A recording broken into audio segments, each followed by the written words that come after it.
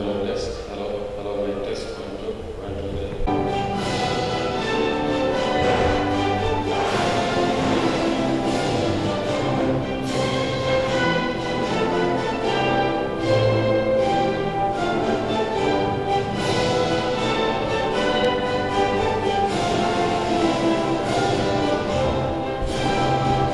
Hello, test.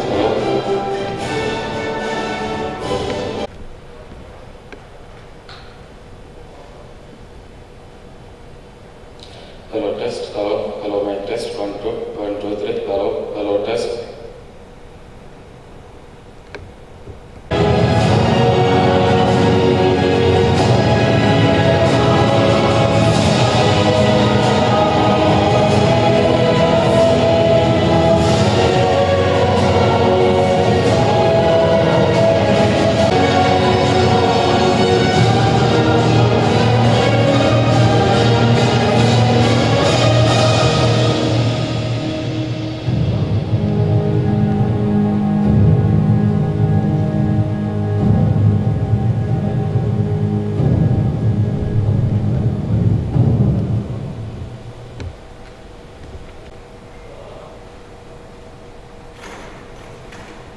Technology assessment.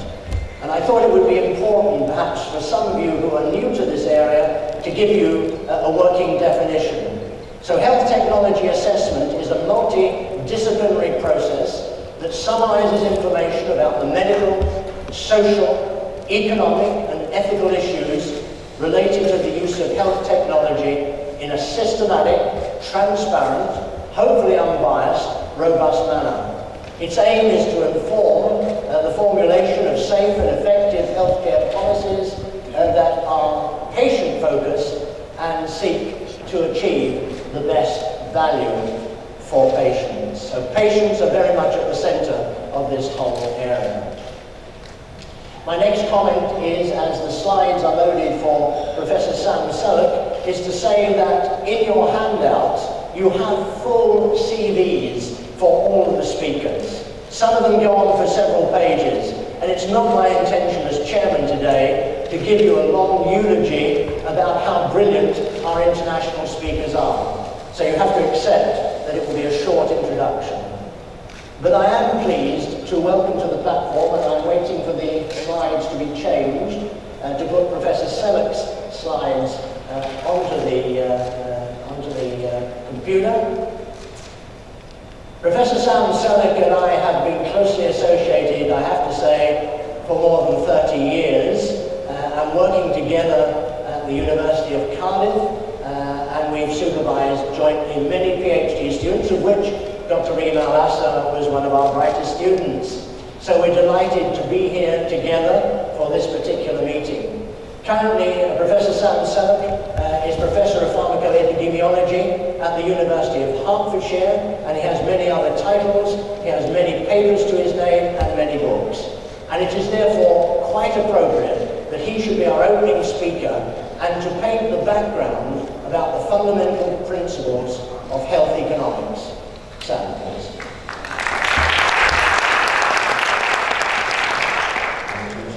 Awesome.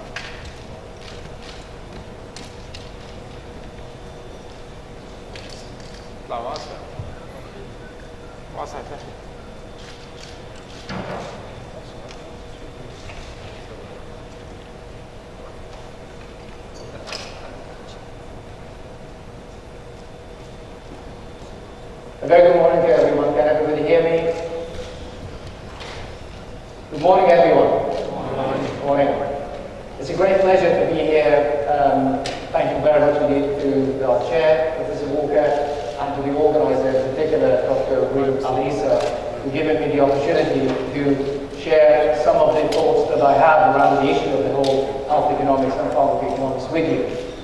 Now, this is meant to be a scene setting, and I'm hoping that I'm not going to steal the thunder from other speakers who will follow me. But this is really nuts and bolts of the health economics. And I thought that because I didn't have any idea of the level of the understanding of the health economics of our audience today, I based it on the lowest denominator, and I do apologize to those that this is going to be showing the grandmother how to suck an egg, as we say in English.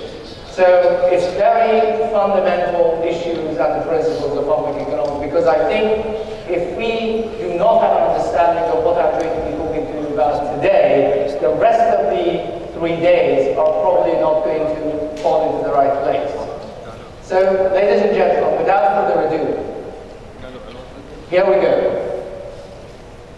Now, this is what I'm hoping to talk to you about, a little bit about what is the economics and the economic problem, and those nuts and bolts of the health economics, such as the input and output, resources, and the scarcity and the opportunity cost.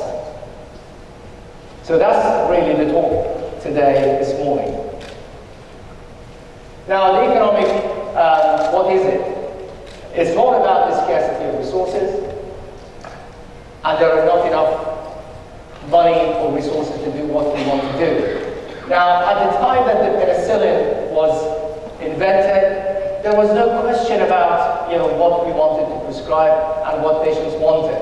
Even until about 10 years ago, for example, in Germany, you could go to any doctor and get anything you wanted, and you could go to see 10 doctors a day and 10 prescriptions a day. Nobody talked about it at all. So we don't live in that, if you like, area or the world that the resources are infinite and we can have anything we want. So the resources like human, financial, the drugs, the professionals that we have, they're all limited. And that's what creates the economic problem. And that economic problem can be either individual, organizational, or society. So economic, what is it? There will never be enough resources to completely satisfy human desires and human needs and wants. The resources are finite.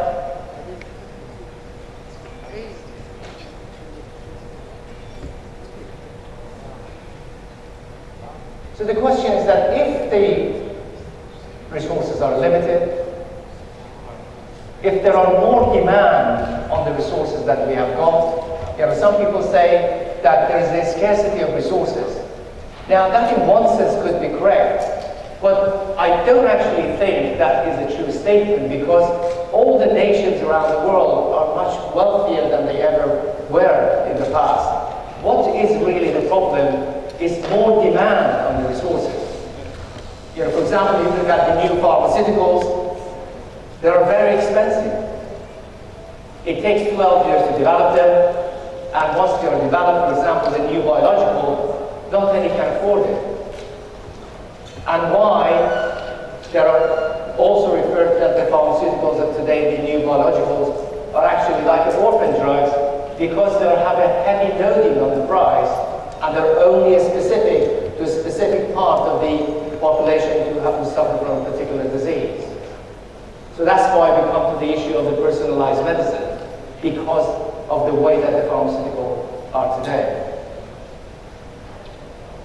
So the issue, of course, is that who is going to make decisions? Who is going to actually decide for this ration? Who is going to have what? So I would like you to focus on those 3 words at the bottom of the slide: the scarcity, choice, and cost. And that is going to be the focus of what we're going to be talking for the rest of my talk. So that whole problem that I talked about really focuses on the search for value for money. Now, healthcare, pharmaceuticals is no different to what you're going to go in the shopping center to buy. Now, when I go to the supermarket, I look at probably 10 different products for the same thing. Baked beans on the shelf. I'm sure that some of you know what baked bean is. And I go for the one that is value for money. Not necessarily just the cheap, but gives me not only what I want, but also in the most efficient and economic way. Now, I really thought that it is appropriate to look at the definition of economic. And I really want to read that with you and focus on those words that I have underlined. The study of how people and society end up choosing with or without the use of money, to employ scarce resources to produce various commodities and to distribute them for consumption now and in the future amongst various groups in society. So the professional, the healthcare services, the pharmaceutical, those are the common commodities that we will be talking about in pharmacoeconomics, which is a subhead of the health economics. I think that's quite important to recognize that definition of economics, which is exactly where the whole concept of health economics comes from. So I'd like to submit to you today that economics or health economics is one, a way of thinking, and two, a set of technique. Now, I'm going to be presenting to you both the way of thinking and hopefully at the end we're going to touch upon the set of techniques. Now, this is no different to shoe factories.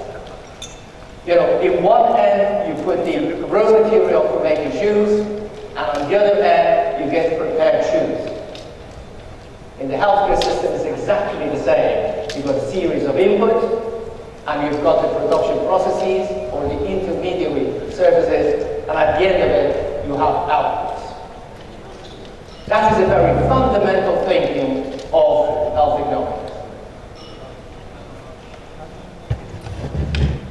Now, resources is another important element in health economics.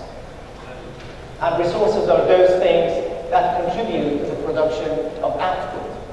So I go back, the resources are input, and at the end, you get the output.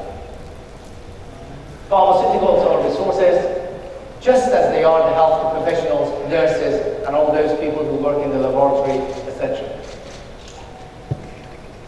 Well, what is important to recognize, which is that's the difference between accounting and economics. And I really want you, those of you who are more used to controlling finances, to move away from that thinking of money, because in economics, money doesn't really feature. So money is not a resource. For economic purposes, money does two things. One is to give a command over resources, and second, provide a common measure of value. Now, unless we can turn that money into resources, money on its own is of no use. So, for example, you don't see part of that. If half an hour of nurse time is valued at pound X or dinar X, plus so much of the drug which is used valued as pound Y or dinar Y, then now another important fundamental issue in health economics is that the outcome should be measured in terms of achievement and not activity. Healthcare services measure activity. Let me give you an example. Now, if we have got a mental hospital with 150 beds, and if 150 beds are occupied at all times, my question to you is that a measure of activity or achievement? Those who feel that it's a measure of activity, raise their hand. We've got one at the back, two at the back, two there, and those who think that it's a measure of achievement.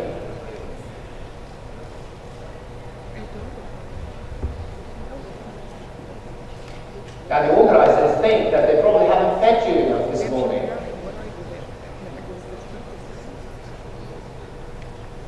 Now it's definitely those who raise their hand as an activity. That's the measure of activity. What would be the measure of achievement is we actually make these patients well.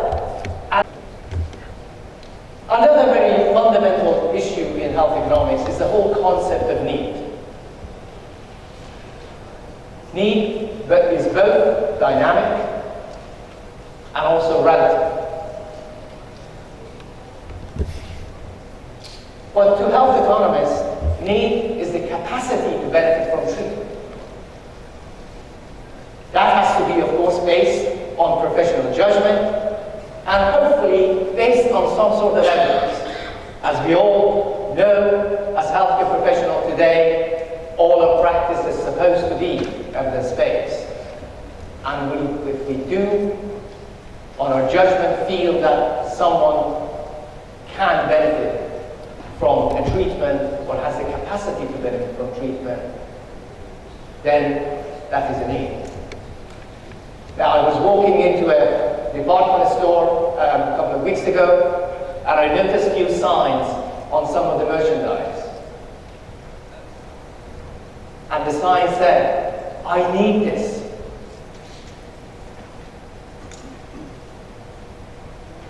Now, that's the thing, the way that things are created in the society, is that a want or a need. Do I really need that leather jacket? Well, what do I have to sacrifice in order to get that leather jacket? The tuition fee for my children for the university, or cutting down on what I can spend on food for my family. You do that all the time in your life, that trade-off, and that simple analysis in your mind. Can I actually afford this? So need is dynamic and relative. Now, if I manage, to those of you who have not been exposed to health economics before, to just make you really appreciate what's on this slide, then I've done my job as the first scene-setting talk of this conference. Health economics is all about scarcity and opportunity costs. Now, as pharmacists, one of the very strong area of education was chemistry. Now, if you remember, your chemistry teacher said, if you don't understand the acid base of the chemistry, you will not be able to understand chemistry. And the scarcity and the opportunity cost is that acid base of the health economics.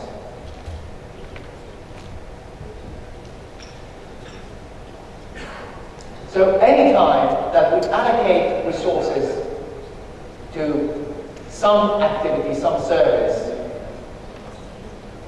we are sacrificing the benefit that can be gained elsewhere. That benefit that is sacrificed elsewhere is the cost of that program or activity. And that is called opportunity cost.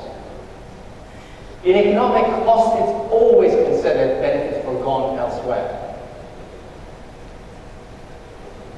So the cost is always that opportunity cost. It's not that £10, £20 that you pay to buy something. It's by spending that £20 on buying something, what is the benefit that you would have got from that spending it elsewhere? So for example, if I'm putting 1 million into healthcare, what benefit would have I got from that 1 million if I put it into education?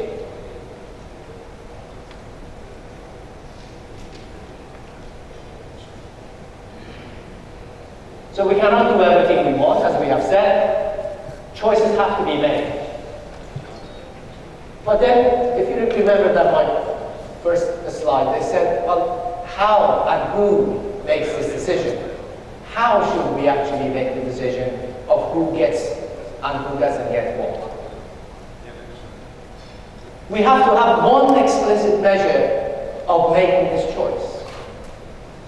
And that explicit criteria for making that choice is efficiency. Now, there are 3 words that bounces around, and it's very important to understand what they mean. Efficiency, effectiveness, and efficacy. These all 3 come from the same source, if you like, word. So the efficacy is what we measure in clinical trial, whether the drug is effective. Effectiveness is how they actually behave in society. from the patient's point of view, and efficiency is the economic value. So I'd like to submit to you that the best criterion for choice, making that resource allocation, is efficiency. And everybody understands it, and it's simple. And it works.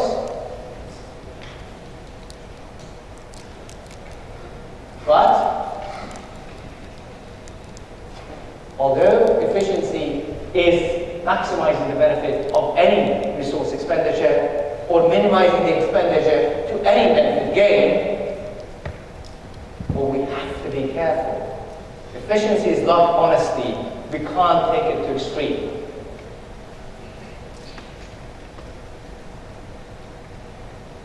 So there are situations that I will share with you later on that we've got to make decisions on the basis of harm and benefit. So any program, any activity uses a certain amount of resources. Then as a result of that, we have got what is gained and what is forgone. So my forgone is moved to a different compartment there. That is the whole concept of the cost-benefit analysis. So we've got program activity, certain resources consumed, benefit gain, benefit forgone, which is that opportunity cost, and we get the cost-benefit analysis or cost-benefit.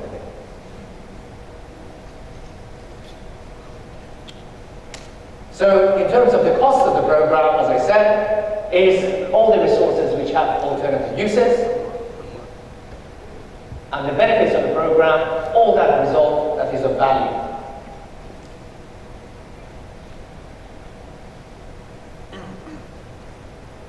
Okay, how do the economic evaluation takes place? The economic evaluation is based on a comparative approach.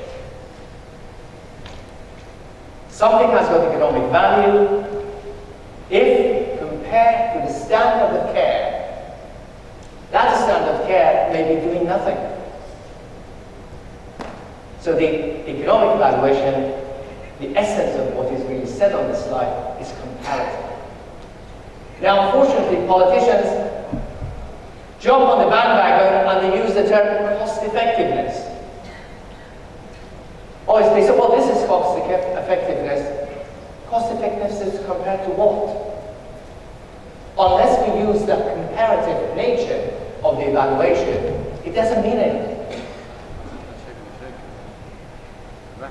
So we've got to compare it with something, and by and large, the rule of thumb is that comparative approach is that a standard of care.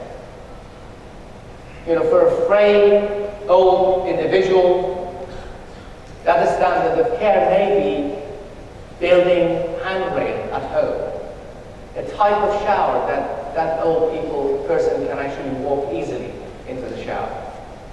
That's not necessarily has to be drug or any other medical intervention.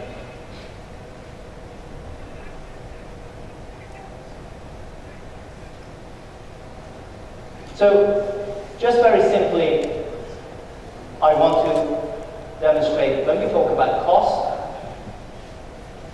there are different types of costs, and I'm sure that the future speakers for the conference will come back to this issue, talking to you about the direct and indirect costs. It's not necessarily the cost of the professionals, the cost of drugs, etc. It's really the cost that is not obvious to the naked eye, if you like. And those are the indirect costs and the intangible costs. Now, often in clinical trials, things that are measured are not necessarily meaningful. And what is important is we should concentrate on what is useful outcome to patients, carers, and of course commissioners and consumers. In terms of type of outcome, and these are some examples.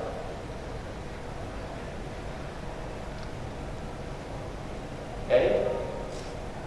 You can read that for yourself. Anything that is measurable in terms of, from the patient's point of view and from a professional's point of view, to have a tangible outcome. And these could be improvement in patients' quality of life, improvement of the biomedical measures, all those categorized under the outcomes, whether it's the health effect, utility effect, or economic effect. So, somebody comes to you and says, I have a pot of money. What can you give me for that with value for money? And these are some of the headlines that we see on your newspaper, as well as we do elsewhere. So based on that, I've got this pot of money. There are two levels of decision making. One level can be health professionals and patients level, and you would say, well, do what's best for the patient. Opportunity cost is not important. And this is what I said earlier, that efficiency is the criteria for choice, but you can't actually take that to extreme. So on that decision-making level, the opportunity cost is not important, because we want to do